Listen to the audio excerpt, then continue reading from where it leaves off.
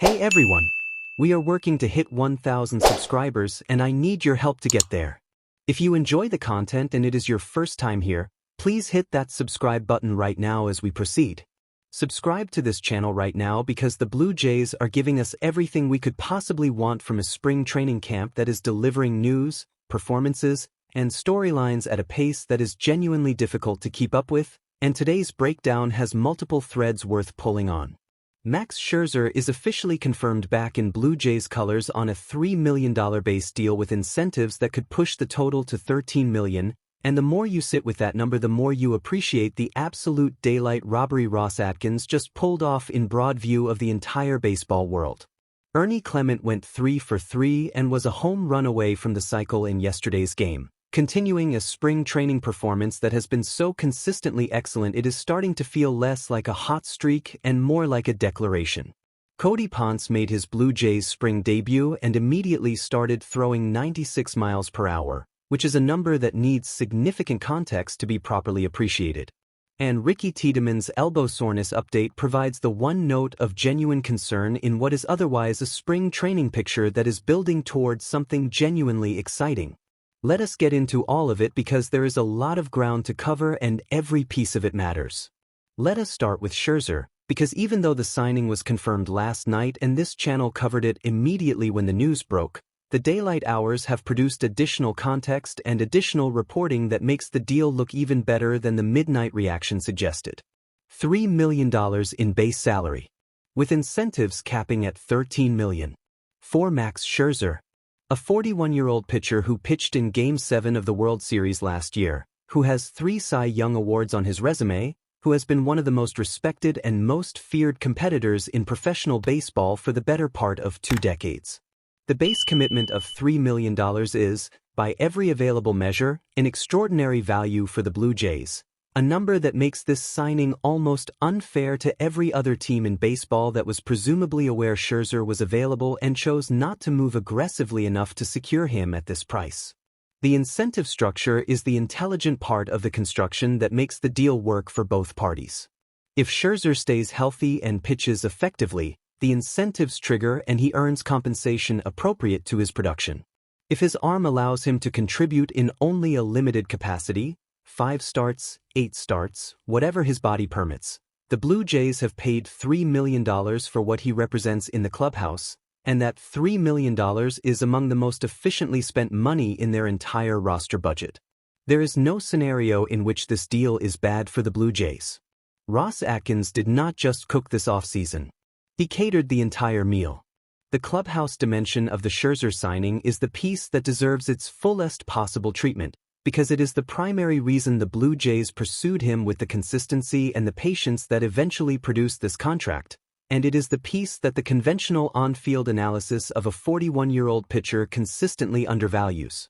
Max Scherzer is a competitor of a specific and rare type, the kind whose preparation standards, whose approach to game planning, whose relationship with the craft of pitching as a disciplined and continuously evolving practice rather than a physical gift to be exercised, sets a daily standard in any professional environment he enters that elevates the people around him simply by demonstrating what genuinely elite professionalism looks like. When he is in this dugout, Trey Savage is watching someone who has been doing this for 20 years with the same intensity and the same attention to detail that he brought to his first professional start. When Ricky Tiedemann eventually returns from his elbow soreness setback and begins his ramp-up toward meaningful contributions, he has access to a pitcher who has navigated arm health challenges across a long career and who understands from direct personal experience the specific psychological and physical management that producing consistent performance across a full professional season requires. The Blue Jays did not sign Max Scherzer to win starts. They signed him to win championships, and the path to that outcome runs through the development of the young arms who are going to carry this organization for the next decade. The $3 million investment looks increasingly like one of the shrewdest organizational decisions made anywhere in baseball this offseason. Now let us talk about Ernie Clement, because the spring training performance he is putting together deserves its proper celebration and its proper analytical treatment rather than being treated as a footnote below the Scherzer news. 3 for 3 yesterday. A double in the first inning. A triple in the third. A single to close out a performance that missed the cycle only because the home run refused to cooperate.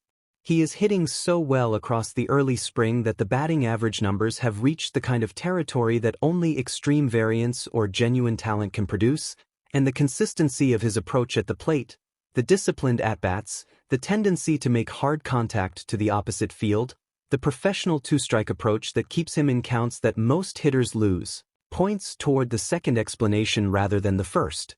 Clement is heading to the World Baseball Classic, which means the repetitions he is accumulating right now in spring training are going to continue into a competitive environment that carries more weight and more intensity than the typical Grapefruit League schedule.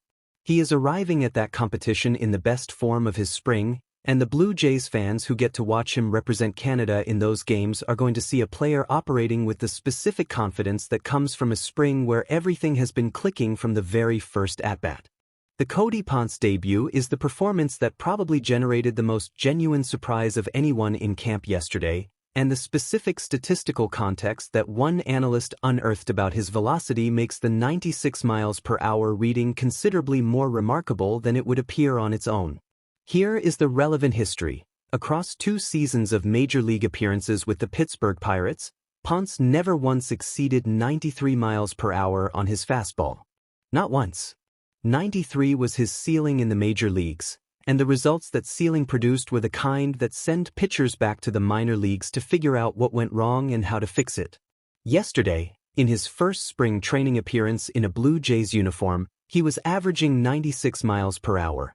On his first 3 pitches, against a Detroit Tigers lineup that included genuine major league regulars in Riley Green and Parker Meadows. He threw 1 inning, 0 base runners allowed, 2 strikeouts, clean, dominant, and 3 miles per hour faster than anything he showed at the major league level in his previous professional career. John Schneider confirmed that Ponce is a locked-in rotation starter, not a player who needs to earn his spot through spring competition but a pitcher whose role is established and whose job is to demonstrate the form that will make him effective when the games count. What he demonstrated yesterday was a fastball profile that did not exist when he was pitching for Pittsburgh. 3 miles per hour of velocity gain changes a pitcher's entire arsenal because it changes how every secondary pitch plays off the heater. A changeup that was average against 93 miles per hour becomes genuinely deceptive against 96. A breaking ball that opponents could sit on against a slower fastball becomes considerably more disruptive when the heater is arriving 3 miles per hour faster than their timing mechanism expects. If Ponce's velocity is genuinely and sustainably sitting at 96 rather than peaking at it in a single spring training appearance, the Blue Jays rotation may have a piece that was significantly underestimated in every pre-spring projection. Eloy Jimenez going 2 for 3 provides additional confirmation that the spring training story building around him is not a fluke, and the note about the outfield getting crowded is the organizational puzzle that Jimenez's performance is creating in real time. He is batting .625 through the first meaningful games of spring training. He played left field yesterday.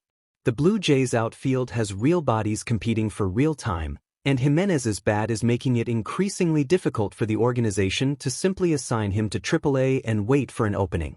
Nathan Lukes going 1 for 2 with an RBI single and a run scored adds another professional at-bat to the spring resume of a player who has been doing the right things throughout camp. Kazuma Okamoto was driven in on the Luke single, which means we have a spring training box score in which a player who has been described as potentially the most important offensive acquisition of the offseason was on base to be driven in, which is exactly the role the organization envisions for him at the top of the lineup when the season begins. The Ricky Tiedemann update provides the one moment of genuine concern in what is otherwise a genuinely positive spring picture. The elbow soreness that prompted the MRI and the week of rest is being described with the kind of organizational language that suggests the belief internally is that he simply overextended his exertion level in the early days of camp, that the competitive desire to prove his health and his readiness after a long rehabilitation pushed him slightly past the threshold that a post-Tommy John arm can comfortably absorb in the first weeks of spring activity.